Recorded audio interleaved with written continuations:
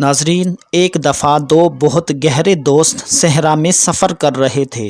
راستے میں باتیں کرتے کرتے دونوں میں بحث ہو گئی اور بات اتنی بڑھی کہ ایک دوست نے دوسرے دوست کے منہ پہ تھپڑ دے مارا۔ تھپڑ کھانے والا دوست بہت دکھی ہوا مگر کچھ بولے بغیر اس نے ریت پر لکھا، آج میرے سب سے اچھے اور گہرے دوست نے میرے منہ پہ تھپڑ دے مارا ہے۔ چلتے چلتے ان کو ایک جھیل نظر آئی۔ دونوں نے نہانے کا ارادہ کیا۔ اچانک جس دوست کو تھپڑ پڑا تھا وہ جھیل کے بیچ دلدلی حصہ میں پھنس گیا مگر جس دوست نے تھپڑ مارا تھا اس نے اسے بچا لیا۔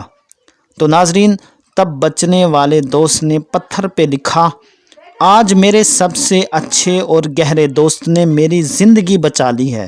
تو یہ دیکھ کر جس دوست نے تھپڑ مارا تھا اور بعد میں جان بچائی تو اس نے پوچھا، جب میں نے تم کو دکھ دیا تو تم نے ریت پر لکھا تھا اور جب جان بچائی تو تم نے پتھر پہ لکھا، ایسا کیوں؟ پہلے دوست نے جواب دیا، جب کوئی آپ کو دکھی کرے یا تکلیف دے تو ہمیشہ اس کی وہ بات ریت پر لکھو تاکہ درگزر کی ہوا اسے مٹا دے، لیکن جب بھی کوئی آپ کے ساتھ بھلائی کرے تو ہمیشہ اس کی اچھائی پتھر پہ نقش کرو تاکہ کوئی بھی اسے مٹا نہ سکے۔ تو ناظرین، آج کی ویڈیو کا خوبصورت میسج یہی ہے کہ دوسروں کی غلطیوں کو ریت پر لکھو اور مٹا دو۔